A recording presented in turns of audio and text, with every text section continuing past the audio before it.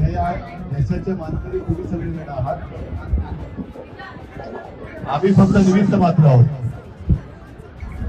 सर्व प्रतिकूल परिस्थितीमध्ये हा जो काही निकाल लागलेला आहे तो नक्कीच अभिमानास्पद आहे.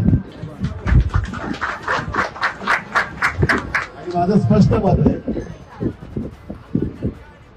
आपल्यात आणि भाजपामध्ये जो फरक आहे, त्यांना असं वाटत असेल कदाचित की शिवसेना तरी कागदावरती संपवले, पण जमिनीवरची शिवसेना ती काही संपू शकते.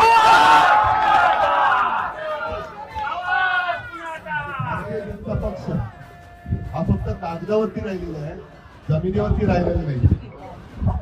आणि सर्व साम दाम दंड भेद, लालूच, आमिष, यंत्रणेचा दुरुपयोग हे सगळे प्रकार त्यांनी केले.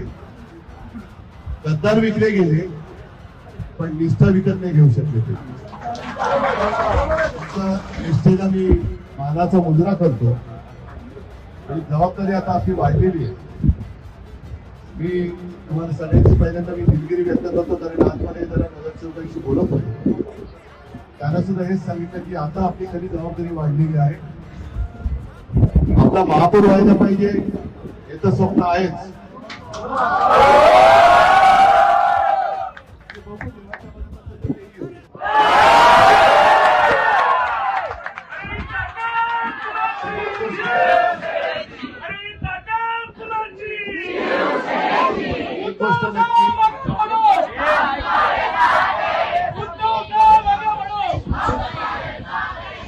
गोष्ट नक्की की आपण तो जरी आपल्याला गाठू शकलो नाही तरी त्यांनी गद्दारी करून विजय मिळवलेला आहे.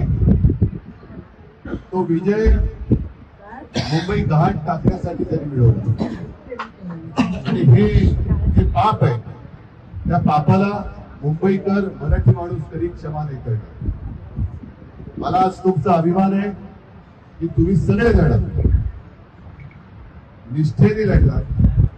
अगदी अक्षरशः आम्ही सगळेजण जेव्हा फिरत होतो तेव्हा जेवणाची, खाण्याची, फिरण्याची कसलीही जशा त्यांनी सोयी सुविधा केल्या होत्या तशा सुविधा आपण नाही देऊ शकतो. कारण तन मन धन, आपल्याकडे तन आणि मन आहे आणि त्यांच्याकडे फक्त धन आहे. म्हणजे आपल्याकडे जी काही शक्ती आहे त्या शक्तीच्या जोरावर आपण त्यांना ठाम फोडलेला आहे. आणि ही शक्ती आता जी काही एकवटलेली आहे ती शक्ती अशीच एकजुटीने एकत्र ठेवा, की जेणेकरून पुढच्या पिढ्यांना सुद्धा तुमचा अभिमान वाटेल